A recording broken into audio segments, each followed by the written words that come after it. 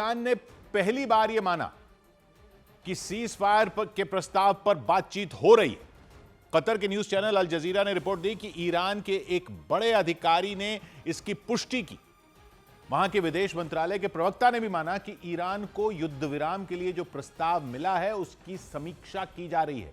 यह चेतावनी भी दी कि ईरान इस मुद्दे पर किसी भी अल्टीमेटम को नहीं मानेगा और न ही किसी के दबाव में ही आएगा।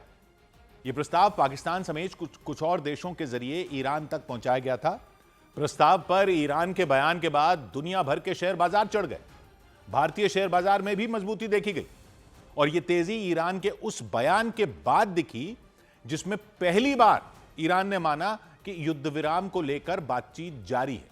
ईरान के विदेश मंत्रालय के प्रवक्ता ने साफ किया, पाकिस्तान समेत कुछ देशों की तरफ से जो प्रस्ताव मिला उस पर चर्चा जारी है, लेकिन ईरान अपनी शर्तों के साथ ही इस पर कोई कदम उठाएगा। پاسخهامون رو تدوین کردیم هر زمان که لازم باشه در مورد اعلامش نحوه اعلامش صراحتاً तो ईरान की तरफ से आए इस बयान ने शेयर बाजारों में रौनक लौटा दी। हालांकि जब तक यह बयान नहीं आया था तब तक बाजार में कमजोरी बनी हुई थी। शुरुआती कारोबार में सेंसेक्स एक समय 600 अंकों तक लुढ़का हुआ था, लेकिन इस खबर से अचानक तेजी लौटी और सेंसेक्स निचले स्तर से करीब 1400 अंकों तक उछल गया। निवेशकों में उम्मीद जगी कि अगर सब कुछ ठीक रहा तो जल्द ही स्ट्रेट ऑफ हॉर्मुज खुल जाएगा। इससे तेल और गैस पर बना संकट भी दूर हो जाएगा। और इस खबर ने बाजार के सेंटिमेंट को इतना मजबूत कर दिया कि निवेशकों ने एक ही दिन में करीब 5 लाख करोड़ रुपए की कमाई कर ली। 787 अंक चढ़कर सेंसेक्स 74,106 पर पहुंच गया। निफ्टी भी 255 अंकों की तेजी के साथ 22,968 पर बंद हुआ। ऑयल एंड गैस छोड़कर दूसरे सभी सेक्टोरल इंडेक्स हरे निशान पर बंद हुए।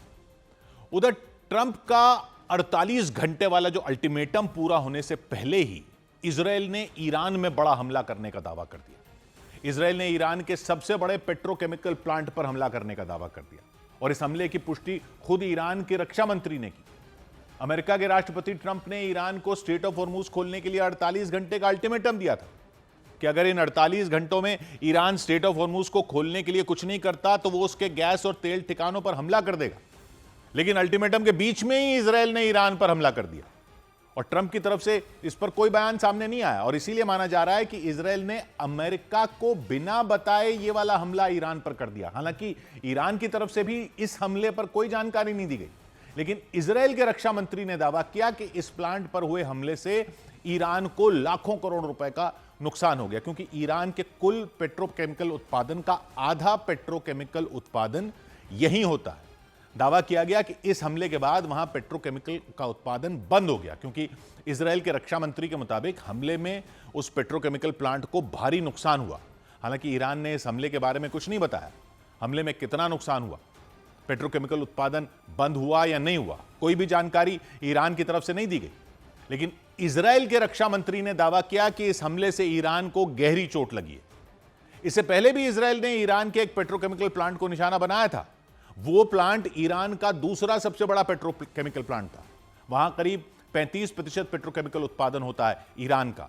उस हमले में ईरान को काफी नुकसान हुआ था। इसके बाद अमेरिका के राष्ट्रपति ट्रंप ने भरोसा दिया था कि ईरान के किसी भी गैस या तेल ठिकाने को दोबारा निशाना नहीं बनाया जाएगा, लेकिन ट्रंप के इस भरोसे के बाद भी इजराइल ने ईरान पर एक और बड़ा हमला करने का दावा कर दिया। यानी इजराइल ने अमेरिका को बिना बताए, अमेरिका से बात किए बिना ही ईरान पर बड़ा हमला कर दिया, ऐसा माना जा रहा है। इजराइल के रक्षा मंत्री इजराइल कट्स के मुताबिक उन्होंने और नेतन्याहू ने अपनी सेना को आदेश दिया था कि वो ईरान के तेल और गैस ठिकानों पर बड़े हमले करना जारी रखें। इसी आदेश के तहत इजराइल की सेना ने ईरान के सबसे बड़े पेट्रोकेमिकल प्लांट पर हमला कर दिया। ईरान और कतर का यह साझा प्लांट है। दावा किया गया इस हमले से ईरान को लाखों करोड़ों रुपए का नुकसान हो गया, क्योंकि इजराइल ईरान के दोनों सबसे बड़े पेट्रोकेमिकल प्लांट पर अब हमला कर चुका है। दोनों प्लांट मिलाकर ईरान का करीब 85% पेट्रोकेमिकल उत्पादन करते हैं। दोनों पर हमला कर चुका है। इजराइल ने हमले के बाद यह उत्पादन ठप होने का दावा किया। इधर डोनाल्ड ट्रंप के अल्टीमेटम के बाद ईरान ने दुश्मनों के लिए स्ट्रेट ऑफ हॉर्मुज को कभी ना खोलने की धमकी दे दी। ईरान की IRGC सेना ने सोशल मीडिया पर एक पोस्ट की।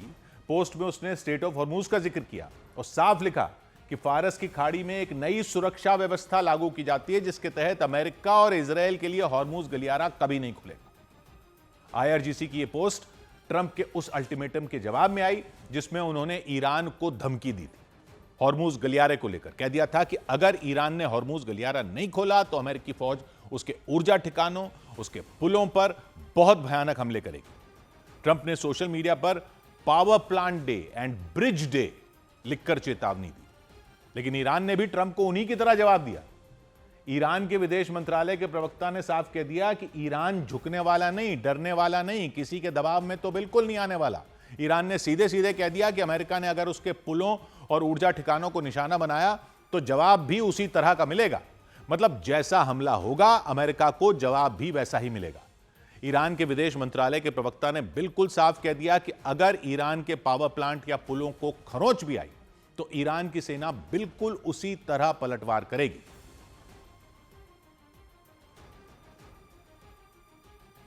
In case Iran's infrastructure is attacked, we would react in kind.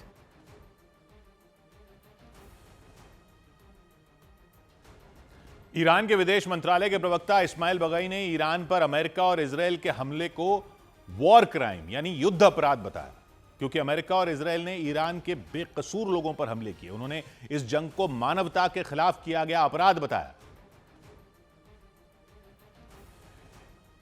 Ismail Bagai ने दावा किया कि जंग केवल ट्रंप और उनके कुछ अफसरों ने शुरू की, जबकि अमेरिका की जनता खुद इसके खिलाफ है। यानी उनके मुताबिक अमेरिका के ही ज्यादातर नागरिक इस जंग के खिलाफ थे। ईरान की आईआरजीसी सेना ने भी ट्रंप को जवाब दिया, बिल्कुल सीधा और साफ जवाब दिया। आईआरजीसी ने सोशल मीडिया पर एक पोस्ट डाली। उस पोस्ट में लिखा कि स्ट्रेट ऑफ हॉर्मुज अब कभी भी अपनी पुरानी स्थिति में वापस नहीं आएगा, खासतौर पर अमेरिका और इजरायल के लिए। आईआरजीसी ने अपनी पोस्ट में यह ऐलान भी कर दिया कि उसकी नौसेना फारस की खाड़ी में नई व्यवस्था लागू करवाने के लिए पूरी तरह तैयार हो चुकी है। हॉर्मुज गलियारे को लेकर ईरान के विदेश मंत्रालय और आईआरजीसी सेना की तरफ से यह खुली धमकी ट्रंप के उस अल्टीमेटम के बाद आई जिसमें उन्होंने ईरान को वहां से अपना कब्जा तुरंत हटा लेने का अल्टीमेटम दिया था और बड़े हमले के संकेत दिए थे। डोनाल्ड ट्रंप ने अपनी पोस्ट में सबसे ऊपर पहली लाइन में ही लिखा कि मंगलवार को ईरान में पावर प्लांट दिवस और ब्रिज दिवस, power plant day and bridge day, दोनों एक साथ मनाए जाएंगे। ऐसा पहले कभी नहीं हुआ होगा। इसके बाद वाली लाइन में ट्रंप ने ईरान की गाली गलौज वाली भाषा में हॉर्मुज गलियारा खोलने की धमकी दी, ऐसी गालियां जो किसी भी राष्ट्राध्यक्ष ने किसी के लिए नहीं की। पोस्ट के करीब 5 घंटे बाद ट्रंप ने एक और सोशल मीडिया पोस्ट की जिसमें उन्होंने कुछ और नहीं लिखा बल्कि बस मंगलवार रात 8 बजे लिखा। और इसी के बाद माना जाने लगा कि ट्रंप ने ईरान में पावर प्लांटों और पुलों पर हमले का सिर्फ दिन ही नहीं बल्कि समय भी बता दिया। ट्रंप की इस पोस्ट के बाद माहौल गर्मा गया। ईरान ने भी ट्रंप को पलटवार की चेतावनी दे दी। ईरान के जंग के दौरान ट्रंप अलग अलग मंचों से अलग अलग तरह की बातें करते थे। कभी समझौते की बात कही, कभी ईरान में भयानक हमले करने और जीत का दावा किया। 1 मार्च को दावा किया था कि 2 से 3 हफ्तों में अमेरिका जंग जीत लेगा। युद्ध के शुरुआत के दिनों की बात है, क्योंकि 28 फरवरी को लड़ाई शुरू हुई थी। इसके बाद 22 मार्च को ट्रंप ने ईरान के साथ बातचीत और समझौते की बात कही। दावा कर दिया कि ईरान के बड़े नेता से बात हो चुकी है, मामला ठीक है, समझौता हो जाएगा। इसी दावे के साथ उन्होंने 5 दिन तक उसके ऊर्जा ठिकानों पर हमले नहीं करने का ऐलान भी किया था। लेकिन ईरान ने लगातार ट्रंप की बातों को झूठा और अफवाह बताया। उसने किसी भी तरह के समझौते और बातचीत से इनकार किया। इसके बाद ट्रंप ने ईरान को 6 अप्रैल तक समझौता कर लेने का समय दिया। धमकी दी गई अगर समझौता नहीं हुआ तो अमेरिकी सेना ईरान में तबाही ला देगी। इसी दौरान उन्होंने 1 अप्रैल को ईरान को पाषाण युग में पहुंचा देने की धमकी दे दी और जीत का दावा भी कर दिया।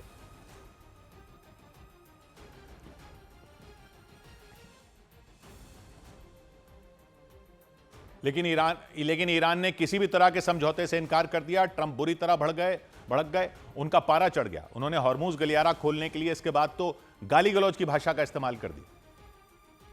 लेकिन ईरान को इस तरह की धमकी पर डोनाल्ड ट्रंप अमेरिका में ही घिर गए।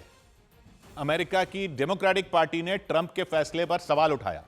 विपक्षी दल के नेता एड मार्की ने ट्रंप को नसीहत दी, कह दिया कि ईरान की धमकी देने और डराने के बजाय ट्रंप बातचीत से मसला हल करने पर काम करें।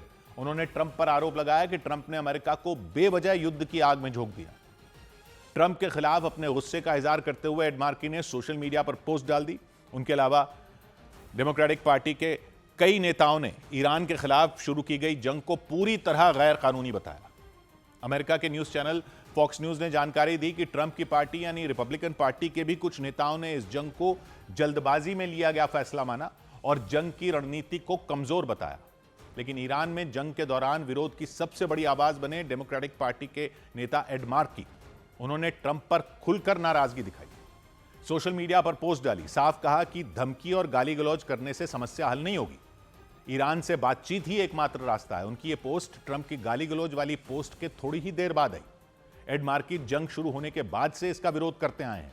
उन्होंने आरोप लगाया कि ट्रंप ने अमेरिका को गैर जरूरी जंग में धकेल दिया, बिना किसी प्लानिंग के, बिना किसी तैयारी के।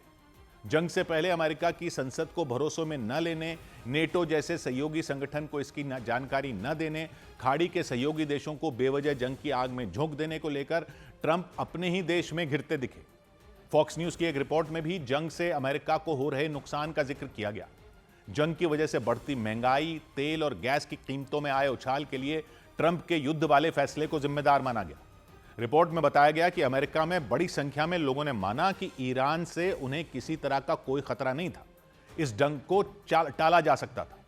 पश्चिम एशिया में मौजूद अमेरिका के ठिकानों को हुए नुकसान का भी जिक्र रिपोर्ट में किया गया। F-15 जैसे लड़ाकू विमानों के गिरने को अमेरिकी वायुसेना को हुए बड़े नुकसान के तौर पर बताया गया।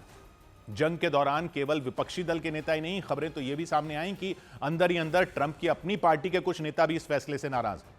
उन्होंने इसे जल्दबाजी में लिया गया फैसला माना। उधर अमेरिका के मीडिया ने दावा किया कि ईरान में फंसे वायुसेना के एक अधिकारी को बचाने के लिए अमेरिका ने एक ऐसा ऑपरेशन चलाया जिसे युद्ध के इतिहास का सबसे मुश्किल ऑपरेशन माना गया। खुद ट्रंप ने कहा कि इससे पहला ऐसा ऑपरेशन अमेरिका के इतिहास में कभी नहीं हुआ। कुछ रोज पहले अमेरिका का F-15 लड़ाकू विमान ईरान में मार गिराया गया था। उसमें पायलट समेत 2 लोग थे। पायलट को अमेरिकी सेना ने कुछ ही घंटों में निकाल लिया था, लेकिन दूसरे अधिकारी तक अमेरिकी सेना नहीं पहुंच पाई थी। वो मध्य ईरान में फंसे हुए थे। जहां वो फंसे थे वो पहाड़ी इलाका था। दूसरी तरफ ईरान की IRGC सेना भी उन्हें ढूंढने में जुटी थी। उनके चारों तरफ घेरा डाल रही थी।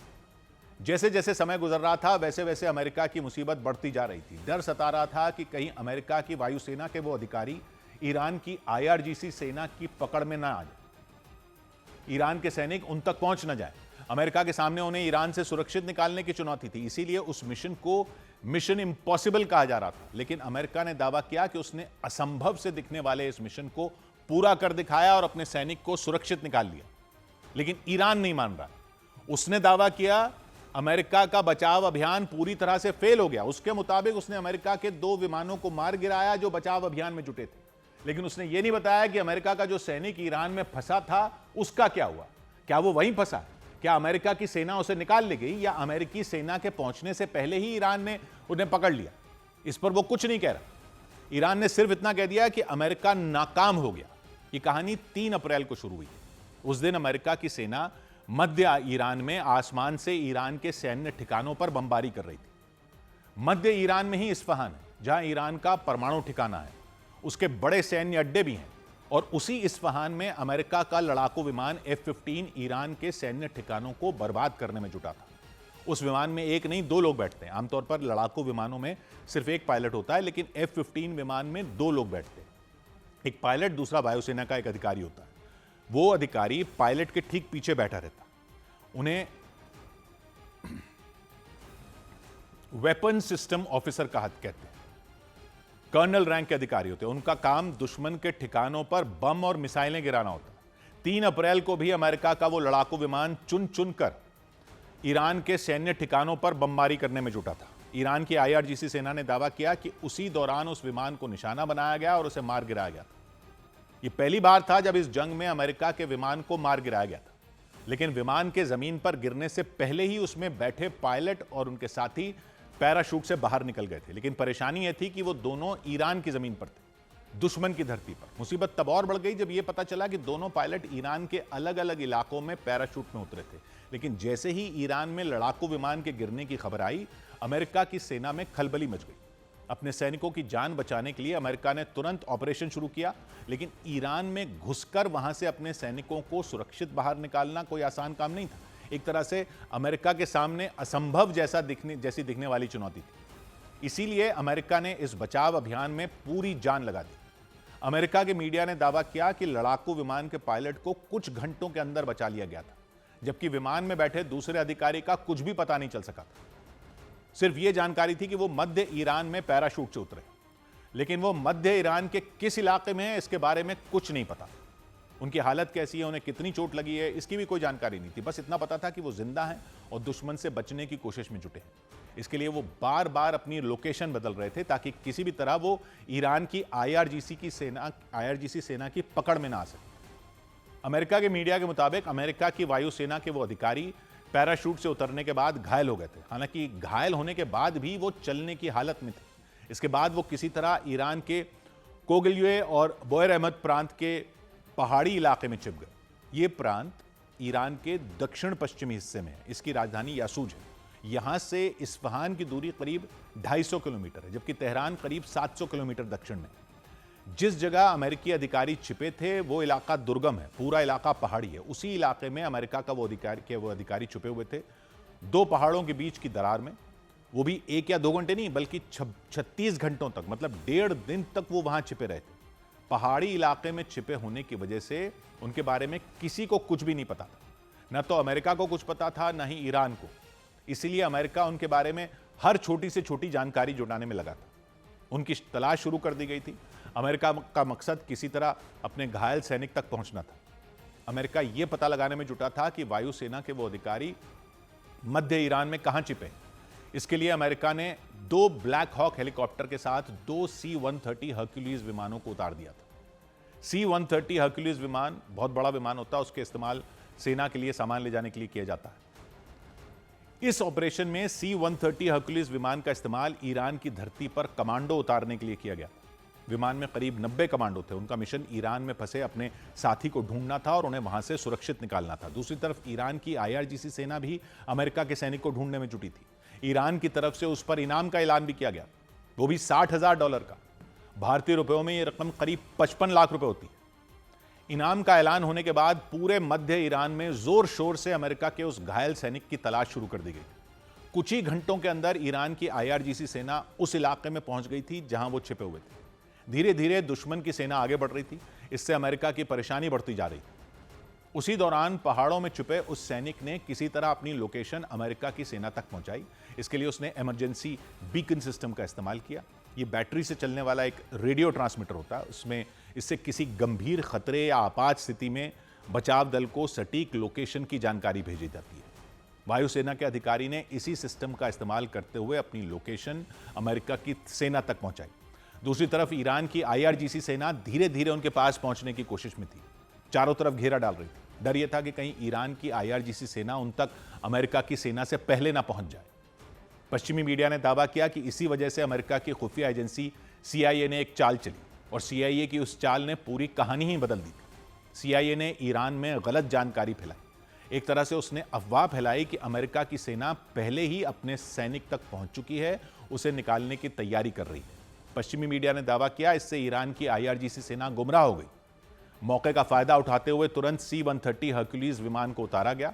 उससे बड़ी संख्या में अमेरिका के कमांडो उतरे। वो तुरंत उस घायल अधिकारी तक पहुंच गए। खबर है उस दौरान अमेरिका के MQ-9 रीपर ड्रोन ईरान के सैनिकों पर फायरिंग करते रहे थे ताकि वो आगे न बढ़ सके। बाद में उस घायल अधिकारी को वहां से निकाला गया और तुरंत उन्हें खाड़ी देश कुवैत ले जाया गया। पश्चिमी मीडिया ने दावा किया जिस इलाके में अमेरिका की वायुसेना के अधिकारी छिपे हुए थे उस इलाके में रहने वाले ज्यादातर लोग जंग में अमेरिका का समर्थन कर रहे हैं। इसी वजह से जमीन पर उतरे अमेरिका के कमांडो को ज्यादा विरोध नहीं झेलना पड़ा था।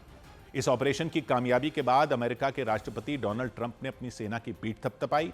इसे लेकर उन्होंने सोशल मीडिया पर एक पोस्ट भी डाली। उसमें उन्होंने लिखा, अमेरिका अपने किसी भी सैनिक को पीछे नहीं छोड़ता। ट्रंप ने अभियान की कामयाबी पर खुशी जताई और इसे अमेरिका के इतिहास के सबसे खतरनाक अभियानों में एक बताया। लेकिन ईरान ने ट्रंप और अमेरिका के इस दावे को ही झूठा बता दिया।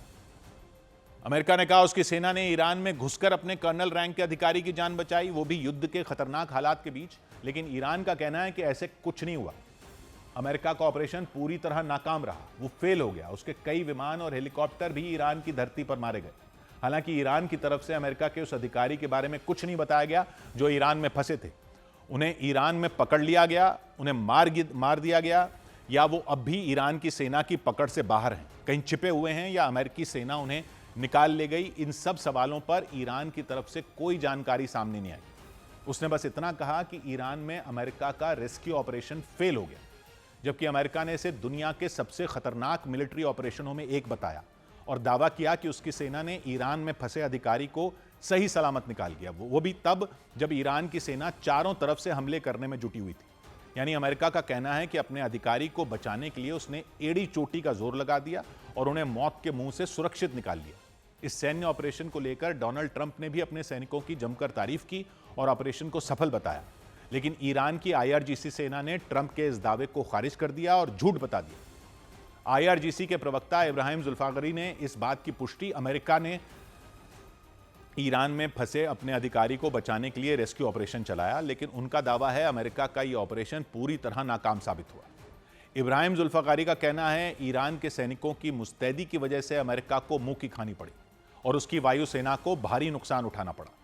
IRGC के प्रवक्ता ने का दावा है कि ईरान की धरती पर उतरे अमेरिकी सेना के 2 विमानों को, 2 हेलीकॉप्टरों को और 2 ड्रोनों को बर्बाद कर दिया गया।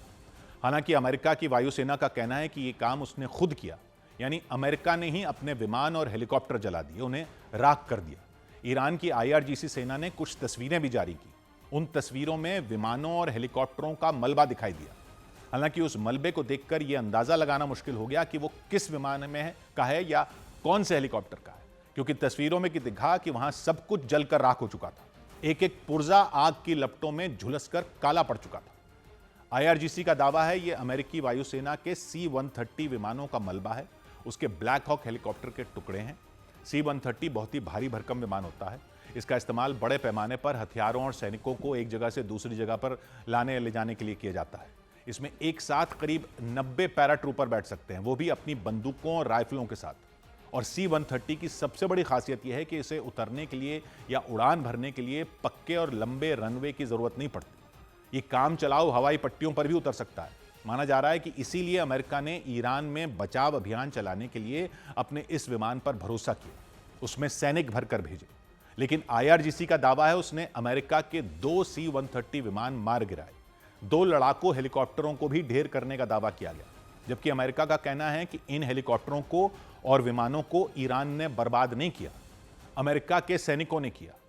अमेरिकी वायुसेना के मुताबिक ईरान में फंसे अधिकारी की तलाश के बाद जब बचाव टीम रवाना हुई तो दोनों C-130 उड़ नहीं पाए थे, वो रेतीली जमीन में धंसे हुए थे। ऐसे में बचाव टीम उन्हें वहीं छोड़ने के लिए मजबूर हो गई।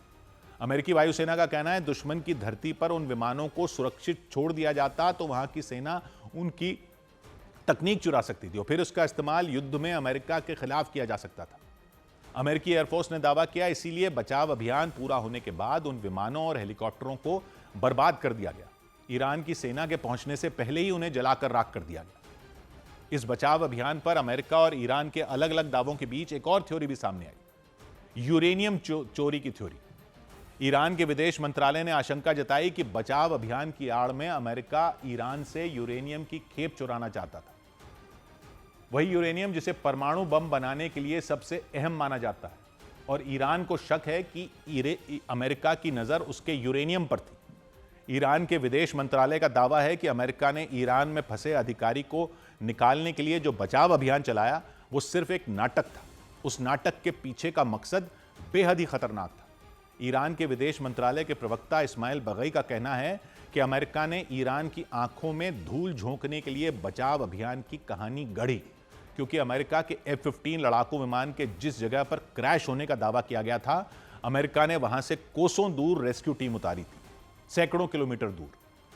पश्चिमी मीडिया की रिपोर्ट में बताया गया था कि अमेरिका का F-15 ईरान के कोगिल्ये और बोयर अहमद प्रांत में गिरा था।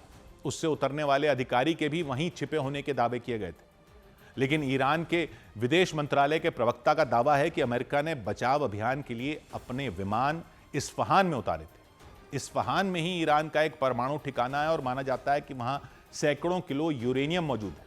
हालांकि यह जगह कोगिल्ये और बोयर अहमद प्रांत से करीब 250 किलोमीटर दूर है। यानी जहां अमेरिकी अधिकारी के होने की बात कही गई थी वहां से 250 किलोमीटर की दूरी पर है। इसीलिए ईरान के विदेश मंत्रालय के प्रवक्ता ने अमेरिका के इस रेस्क्यू ऑपरेशन को साजिश की नजर से देखा।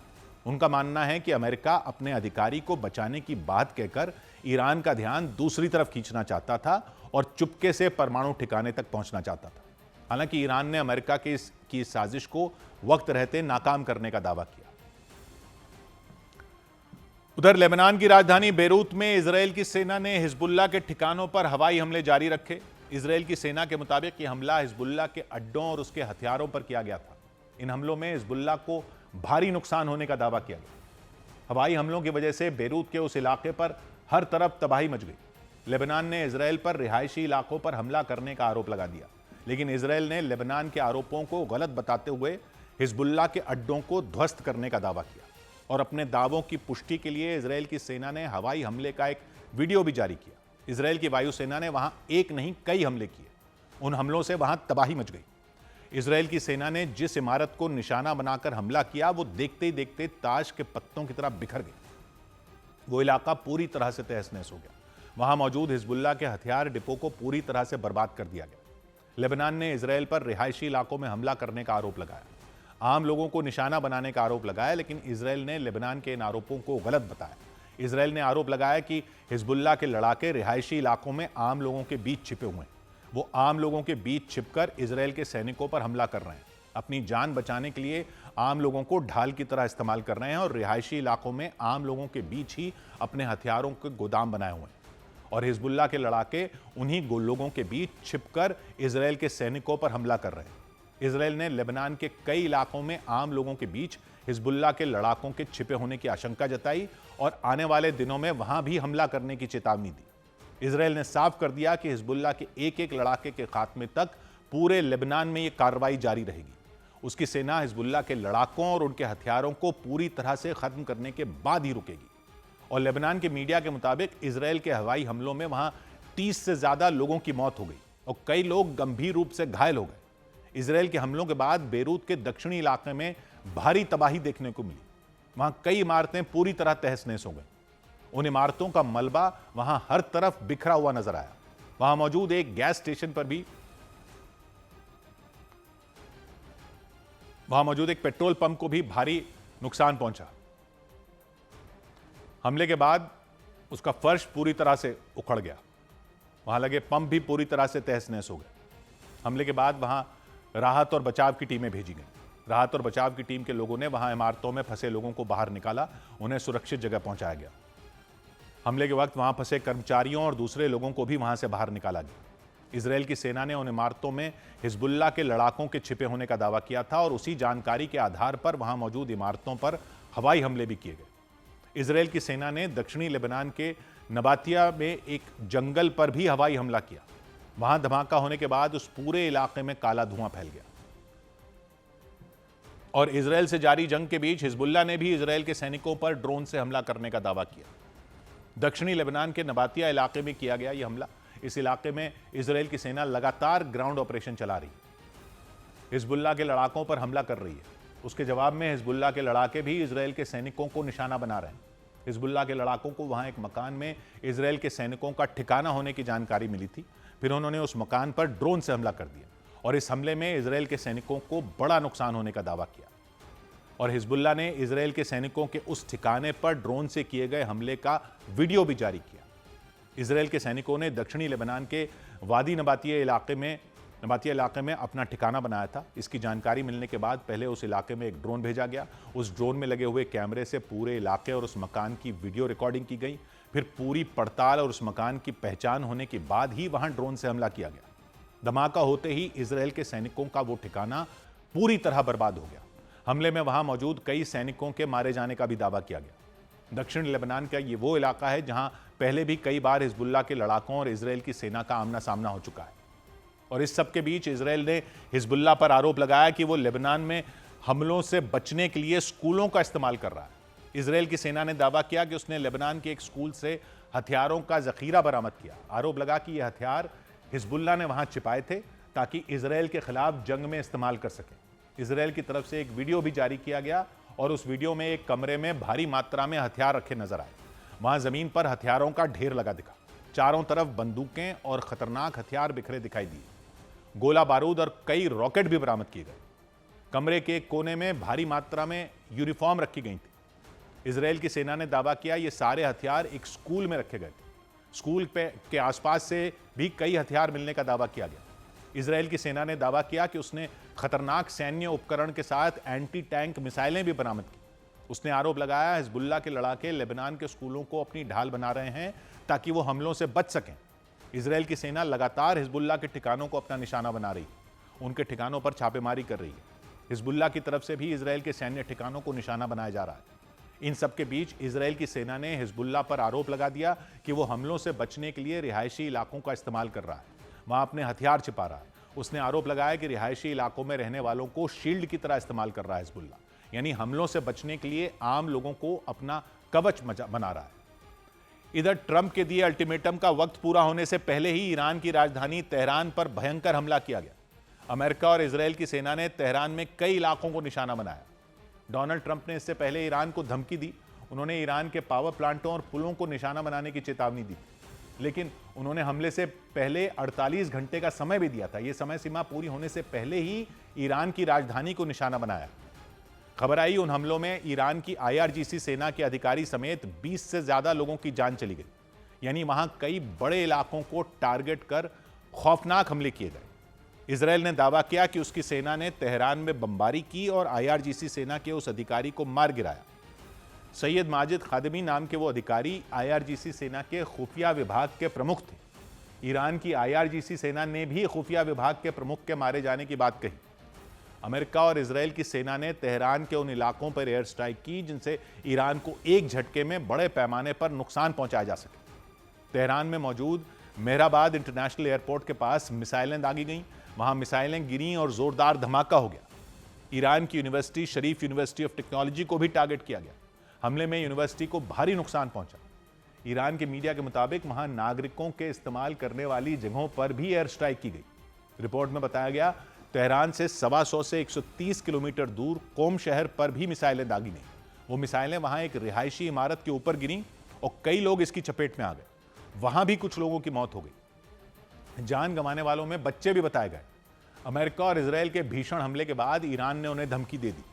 ईरान की तरफ से साफ कहा गया कि नागरिकों के इस्तेमाल होने वाली जगहों पर हुए हमलों को वो बर्दाश्त नहीं करेगा। उसने कहा कि वो किसी भी कीमत पर चुप नहीं बैठेगा और उसकी IRGC सेना इन हमलों का खतरनाक तरीके से जवाब देगी, क्योंकि तेहरान अमेरिका और इजरायल के भीषण हवाई हमलों से दहल उठा। तेहरान में मौजूद मेहराबाद इंटरनेशनल एयरपोर्ट के पास एयर स्ट्राइक की गई। अमेरिका और इजरायल की फौज ने यह air strike Mehrabad international airport के नजदीक की। वहां एयर स्ट्राइक होते ही धमाके शुरू हो गए। रुक रुक कर कई धमाके होते रहे। उन धमाकों की तेज आवाज और आग की भयंकर लपटों ने दहशत पैदा कर दी। रात के वक्त पीले रंग की रोशनी कई किलोमीटर दूर से ही चमकती हुई नजर आई। पीली रोशनी के साथ काला धुआं भी ऊपर की तरफ उठता दिखाई दिया। इस बीच मेहराबाद इंटरनेशनल एयरपोर्ट से 4 किलोमीटर दूर एक इलाके में हवाई हमला हो गया। तेहरान का यह इलाका आजादी स्क्वायर के नाम से जाना जाता है। वहीं पर अमेरिका और इजरायल की सेना ने मिसाइल दागी। वहां पर मिसाइल गिरते ही धमाका हुआ। काले धुएं ने कब्जा कर लिया। आसमान में सिर्फ धुआं ही धुआं नजर आया, यानी एक के बाद एक भयंकर हमलों से तेहरान थर्रा उठा। कुछ ही घंटों के अंदर वहां पर कई बड़े हमले किए गए। तेहरान के आजादी स्क्वायर इलाके के ठीक नजदीक भी एयर स्ट्राइक कर दी गई।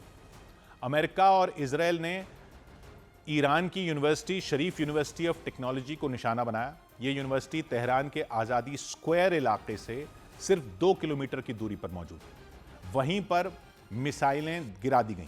वहां हवाई हमले के बाद कंक्रीट के मलबे का ढेर नजर आया। पहले खबर आई थी कि हमले में यूनिवर्सिटी की एक मस्जिद को नुकसान पहुंचा। बाद में पता चला कि यूनिवर्सिटी की कुछ दूसरी इमारतों को भी नुकसान हुआ। ईरान के अखबार तेहरान टाइम्स के मुताबिक उस हमले से पहले वहां पढ़ाने वाले कई प्रोफेसरों को निशाना बनाया गया था, यानी शरीफ यूनिवर्सिटी ऑफ टेक्नोलॉजी के कुछ प्रोफेसरों को जंग में टारगेट किए जाने की बात सामने आई। रिपोर्ट में बताया गया कि अमेरिका और इजरायल को शक था कि वो प्रोफेसर ईरान के परमाणु कार्यक्रम के लिए काम कर रहे थे। रिपोर्ट के मुताबिक पिछले साल जून में शरीफ यूनिवर्सिटी के एक वैज्ञानिक की जान चली गई थी। वो परमाणु वैज्ञानिक थे। तेहरान में हुए उस हमले में उनकी और उनके पत्नी की मौत हो गई थी। आशंका जताई जाने लगी कि इस हमले का मकसद भी वहां के प्रोफेसरों को नुकसान पहुंचाना हो सकता है, यानी अमेरिका और इजरायल अब ईरान में उन खास जगहों पर हमले कर रहे हैं जिससे उस आर्थिक और सैन्य रूप से उसे सबसे ज्यादा चोट पहुंचाई जा सके। ईरान के मीडिया के मुताबिक यूनिवर्सिटी के बाद कुछ रिहायशी इलाकों पर भी हमले हो गए। अमेरिका और इजरायल ने ईरान के कोम इलाके को निशाने पर ले लिया, वहां मिसाइलें बरसा दी गईं। ईरान के बंदर लंगे इलाके पर भी मिसाइलें बरसा दी गईं। हमलों में 10 से ज्यादा लोगों की मौत हो गई और इजरायल ने दावा किया कि तेहरान पर किए गए हमलों में ईरान की IRGC सेना के इंटेलिजेंस चीफ को भी ढेर कर दिया गया।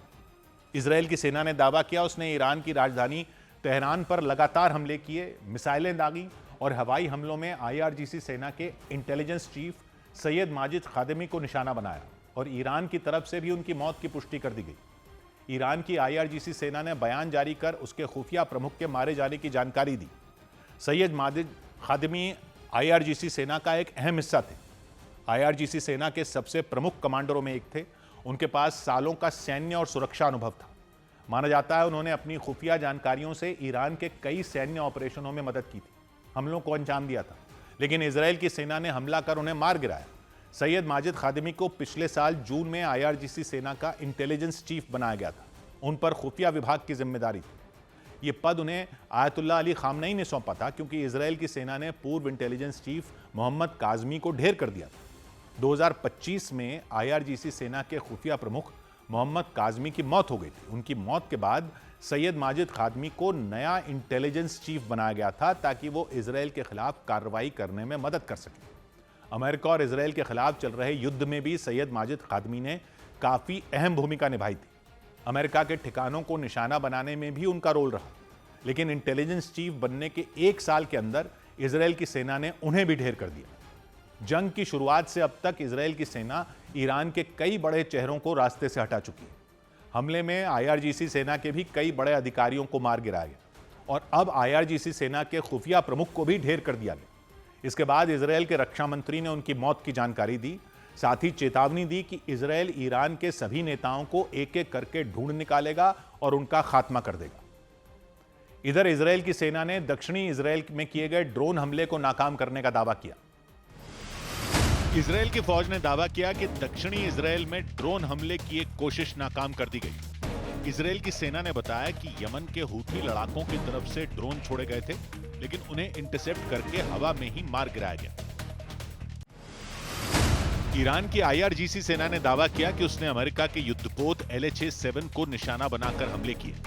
IRGC के मुताबिक इस हमले के बाद युद्धपोत को हिंद महासागर के दक्षिणी हिस्से में पीछे की ओर हटना पड़ा।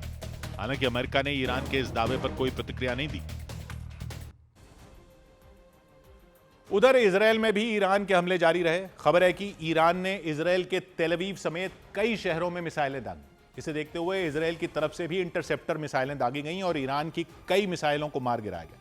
खबर है उन मिसाइलों के टुकड़े गिरने से वहां भारी नुकसान हुआ, कई जगहों पर आग लग गई। इजरायल की सेना ने दावा किया उसने ईरान की कई मिसाइलों को इंटरसेप्ट कर लिया, उन्हें हवा में ही मार गिराया। लेकिन दूसरी तरफ ईरान ने दावा किया कि उसकी कुछ मिसाइलों ने इजरायल के एयर डिफेंस सिस्टम को चकमा दे दिया। वो मिसाइलें इजरायल में घुस गई और जानकारी मिली कि उसकी वजह से वहां के कई इलाकों में हवाई हमले हुए। वहां एक जगह पर आग की लपटें उठती दिखी। उस इलाके में मौजूद कुछ मकान हमले की चपेट में आ गए, कुछ गाड़ियों में भी आग लग गई। खबर है इस हमले में वहां रहने वाले 2 व्यक्ति बुरी तरह घायल हो गए। तेल अवीव के कई दूसरे इलाकों में भी हमले होने की खबरें सामने आईं। वहां हमलों से पहले तेज आवाज में सायरन बजे और फिर आसमान में मिसाइल दिखाई दी। तो अब मैं देखूंगा आसमान में कि कहां की ओर ये अटैक होगा। ये आप देख सकते हैं ईरान की तरफ से एक और मिसाइल अटैक लॉन्च किया गया। बार बार मिसाइल अटैक्स हो रहे हैं और मिसाइल अटैक्स में तेजी आ गई है। दावा किया गया उस इलाके में महज 7 मिनट के अंदर 3 बार मिसाइलें दागी गई। हालांकि वो मिसाइलें अपने निशाने पर जाकर लगी या नहीं इसकी जानकारी नहीं मिली। वहां आसमान में एक साथ कई मिसाइलें दिखी। वो मिसाइलें तेजी से जमीन की तरफ बढ़ रही थी। इजरायल की सेना ने दावा किया उसने हवा में ही उन मिसाइलों को इंटरसेप्ट कर लिया, लेकिन ईरान ने कुछ और ही दावा किया। ईरान ने कहा इजरायल का मजबूत एयर डिफेंस सिस्टम उसकी मिसाइलों का कुछ नहीं बिगाड़ पाया। उसकी कुछ मिसाइलों ने उस एयर डिफेंस सिस्टम को चकमा दे दिया और ईरान ने दावा किया उसकी मिसाइलों की वजह से ही वहां नुकसान हुआ। जबकि खबरें आई कि तेल अवीव में कई जगहों पर मिसाइल के टुकड़े गिर गए थे, उसकी वजह से वहां आग लग गई थी। और तेल अवीव के पास मौजूद इजराइल के बेने ब्राक शहर में भी मिसाइल हमला हुआ। वहां एक इमारत पर मिसाइल गिरने की जानकारी मिली। इसकी वजह से पूरी इमारत खंडहर में तब्दील हो गई। इमारत की छत और दीवारें टूट गईं, खिड़कियां और दरवाजे बाहर लटक गए। उस इमारत में रखा लोगों का सारा सामान बर्बाद हो गया। ये स्पॉट में दिखाने की आपको कोशिश करूंगा कि क्या कुछ हुआ है यहाँ पे। ये देख सकते हैं आप, ये जो मिसाइल में क्लस्टर बॉम्ब्स आ जाते हैं, ये देख सकते हैं आप, एक बॉम्ब जो है वो इस घर की छत पे गिरा है। इस हमले के बाद बंकरों से बाहर निकले लोगों की वहां भीड़ लग गई। उस इमारत का हाल देखकर वो दंग रह गए। वो अपना बचा कुचा सामान इकट्ठा करने में लग गए, क्योंकि कुछ घंटों पहले तक जिस जगह पर उन लोगों के मकान थे वहां सिर्फ मलबे का ही ढेर दिखाई दिया। और बेने ब्राक से करीब 100 किलोमीटर दूर हाइफा शहर में भी भारी नुकसान हुआ। वहां ईरान के साथ साथ हिजबुल्लाह ने भी हमले जारी रखे और दावा किया गया कि उसकी वजह से वहां मौजूद एक 6 मंजिला इमारत ढह गई। उस इमारत के मलबे में कई लोगों के फंसे होने की जानकारी मिली। इसके बाद राहत और बचाव टीम वहां पहुंच गई। वहां तलाशी अभियान शुरू कर दिया गया। बचाव टीम मलबे के ढेर में लोगों को ढूंढती नजर आई। जानकारी मिली कि कई घंटों की मेहनत के बाद वहां से 2 लोगों के शव बरामद कर लिए गए। 2 लोग अभी भी मलबे के नीचे दबे हुए हैं। 2 बॉडीज जो हैं रिकवर की गई हैं। तो ये आप देख सकते हैं, न्यूज़ 18 इंडिया की टीम पहुंची है रियल ग्राउंड जीरो पर, उस जगह पर जहां पे बड़ा ऑपरेशन, इस वक्त रेस्क्यू ऑपरेशन चल रहा है। इस 6 मंजिला इमारत को देर रात निशाना बनाया गया था। हालांकि हमला ईरान ने किया या हिजबुल्लाह ने, यह जानकारी नहीं मिली, लेकिन हमले की वजह से वो पूरी इमारत जमींदोज हो गई। उसके आसपास की इमारतों को भी काफी नुकसान हुआ। इसकी जानकारी मिलते ही पुलिस वहां पहुंच गई। तुरंत बचाव अभियान शुरू कर दिया गया। देर रात शुरू का बचाव अभियान अगले दिन तक जारी रहा, जिसकी वजह से वहां लोगों की भारी भीड़ लग गई। दमकल विभाग की कई गाड़ियां और एम्बुलेंस भी खड़ी नजर आई। खबर है, इस हमले में कई लोग बुरी तरह घायल हो गए। उन्हें वहां से सीधा अस्पताल ले जाया गया। और इजराइल के हाइफा शहर में रात भर मिसाइल हमले जारी रहे। वहां हर थोड़ी देर बाद आसमान में मिसाइलें दिखाई दी। वहां एक साथ कई मिसाइलें दिखाई दी। उन्हें रोकने के लिए इजराइल ने भी कई इंटरसेप्टर मिसाइलें दागी। इसकी वजह से वहां रात भर धमाकों की आवाज सुनाई दी। वहां के एक इलाके में अचानक आग लग गई। तुरंत पुलिस और दमकल विभाग की टीम वहां पहुंच गई। वो आग बुझाने में जुट गई। जिस जगह पर यह हमला हुआ वहां सड़क पर कई गड्ढे नजर आए। बड़े बड़े पत्थर और मलबा भी गिरा हुआ था। जानकारी मिली कि मिसाइल या फिर मिसाइल का टुकड़ा गिरने से वो सड़क जगह जगह से उखड़ गई। इसकी वजह से वहां कई बड़े गड्ढे हो गए। इसके अलावा सड़क किनारे मौजूद कई मकानों की दीवारें भी टूट गईं। उन मकानों के सामने खड़ी गाड़ियों के शीशे चकनाचूर हो गए। एक गाड़ी तो बीच सड़क पर पलटी नजर आई। उस गाड़ी की हेडलाइट जल रही थी। खबर है, जिस वक्त हमला हुआ वो गाड़ी उस सड़क पर चल रही थी, तभी वो हमले की चपेट में आ गई। हालांकि उस गाड़ी में सवार लोगों की कोई जानकारी नहीं मिल पाई। इधर ईरान की IRGC सेना ने दावा किया कि उसने कुवैत में अमेरिका की सेना के एक अड्डे पर हमला किया। हमला मिसाइल और ड्रोन से किया गया। IRGC सेना ने दावा किया कि ईरान ने अमेरिका के अल उदैरी बेस को निशाना बनाया और हमले के बाद अमेरिका की सेना के ठिकानों पर भी हमले किए। उसके हेलीकॉप्टरों को भी तबाह किया। कई जरूरी उपकरण नष्ट कर दिए। ईरान की IRGC सेना ने अल उदैरी बेस को ईरान के लिए खतरा बताया और उस पर मिसाइल और ड्रोन हमले करने का दावा कर दिया। ईरान की IRGC सेना ने इससे पहले भी कुवैत पर हमला का दावा किया था, लेकिन जंग के बीच उसने अमेरिका के एयरबेस को भी अपना निशाना बनाने का दावा कर दिया। IRGC सेना ने चेतावनी दी कि ईरान पर हमला करने वालों को बख्शा नहीं जाएगा, उनके खिलाफ सख्त कार्रवाई की जाएगी। ये चेतावनी तब दी गई जब अमेरिका और इजराइल ने ईरान पर हमले जारी रखे। हालांकि ईरान की IRGC सेना भी लगातार जवाबी कार्रवाई करने में जुटी है। जंग के शुरुआती दिनों में भी ईरान की IRGC सेना ने दावा किया था कि उसने अल उदैरी बेस को निशाना बनाया और एक बार फिर उसने उसी एयरबेस पर हमले का दावा कर दिया। ड्रोन और मिसाइलें दागने का दावा किया। इस IRGC सेना ने धमकी दी कि वो अब सख्त रुख अपनाएगी। उसने दावा किया कि इराक की राजधानी बगदाद पर भी हमले किए गए। IRGC सेना ने दावा किया कि ईरान के समर्थन वाले समूहों ने अमेरिका के एक बेस को निशाना बनाया और वहां मौजूद कंट्रोल सेंटर पर हमले किए। उधर जंग के बीच ईरान के पड़ोसी देश इराक में अमेरिका के समर्थक माने जाने वाले और ईरान समर्थित संगठन आपस में भिड़ गए। इराक के उत्तरी हिस्से में अमेरिका का समर्थन करने वाले कुर्द लड़ाकों के ठिकानों पर हमला हो गया।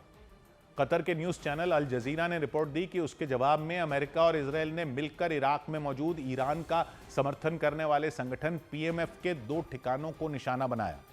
दोनों तरफ से हुए इन हमलों के बाद पूरे इराक में तनाव बढ़ गया। इसकी शुरुआत कुर्द लड़ाकों के ठिकानों पर हुए ड्रोन अटैक से हुई। उसके निशाने पर रहा इराक का सुलेमानिया इलाका। इसे कुर्द लड़ाकों का बड़ा गढ़ माना जाता है। ये इराक के उत्तरी हिस्से में मौजूद है। वहां ड्रोन से हुए हमले में कुछ इमारतें ढह गईं। उसके आसपास की दूसरी इमारतों को भी भारी नुकसान पहुंचा। अल जजीरा ने हमले के बाद रिपोर्ट दी कि इसके पीछे ईरान के समर्थन वाले एक संगठन का हाथ हो सकता है। उसका नाम नहीं बताया गया। कहा गया कि उस संगठन के निशाने पर वो कुर्द लड़ाके और उसके अड्डे थे, उनके अड्डे थे जो ईरान की सीमा में घुसने वाले थे, उस पर हमला करने की योजना बना रहे थे। लेकिन उससे पहले ही उनकी प्लानिंग फेल कर दी गई। बाद में इराक में मौजूद कताइब हिजबुल्लाह नाम के संगठन ने भी बहुत बड़ी धमकी दे दी। इसे भी ईरान का समर्थक माना जाता है। उसने धमकी दी कि अगर अमेरिका ने ज़बरदस्ती स्ट्रेट ऑफ हॉर्मूज को खुलवाने की कोशिश की तो खाड़ी क्षेत्र में जितने भी तेल और गैस के प्लांट हैं उन पर हमले तेज कर दिए जाएंगे। और इस धमकी से पहले इराक के सुलेमानिया इलाके में ड्रोन बरस गया। ड्रोन सीधा जाकर कुछ इमारतों से टकरा गया, जिससे वहां भयंकर धमाका हुआ।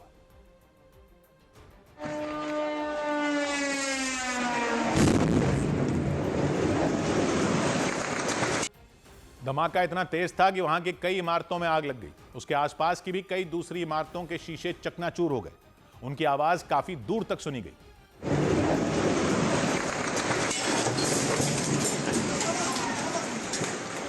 इसके बाद वहां रहने वाले लोग दौड़ते हुए वहां से भागे। कई गाड़ियां भी इस हमले की चपेट में आ गई। अल जजीरा के मुताबिक जहां हमला हुआ वहां बड़ी संख्या में कुर्द लड़ाके रहते हैं। वहां उनके कई ठिकाने, वही ठिकाने और कुर्द लड़ाके ड्रोन के निशाने पर थे। हमले में कितना नुकसान हुआ इसकी जानकारी नहीं दी गई, लेकिन खबर मिली कि इसी तरह के कुछ और हमले भी हुए। सभी जगहों पर कुर्द लड़ाके ही टारगेट पर थे। हमले इराक के उत्तरी हिस्से में किए गए। वहां कुर्द लड़ाकों की संख्या अच्छी खासी है। वो सुलेमानिया में है, इरबिल में भी है। इन जगहों पर उन्होंने कई अड्डे बना रखे हैं। माना जाता है उन्हें अमेरिका का समर्थन हासिल है। अमेरिका की सेना उन्हें हथियार ही नहीं देती बल्कि लड़ने की ट्रेनिंग तक देती है। कुर्द लड़ाके कुर्द समुदाय से आते हैं। उनकी आबादी ईरान में है, इराक में है, सीरिया में है, तुर्की और अर्मेनिया में भी है।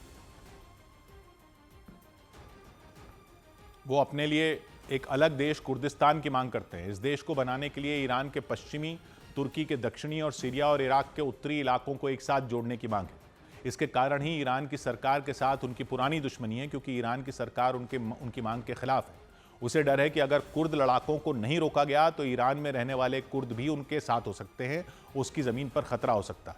और कहा जाता है कि कुर्द लड़ाकों की इसी दुश्मनी का फ़ायदा अमेरिका उठाता है। वो उन्हें ईरान के खिलाफ लड़ने के लिए उकसाता रहता है। बीच में ऐसी खबरें भी आई थी कि अमेरिका कुर्द लड़ाकों को ईरान भेजने में मदद कर सकता है ताकि वो जाकर ईरान में ज़मीनी जंग शुरू कर सके। अमेरिका और इजराइल दोनों मिलकर ईरान पर हवाई हमले तो कर ही रहे हैं, साथ ही वो ईरान की धरती पर भी सीधी लड़ाई लड़ना चाहते हैं। लेकिन कुछ रोज़ पहले ईरान की IRGC सेना ने कुर्द लड़ाकों के कई ठिकानों पर हमला कर दिया था।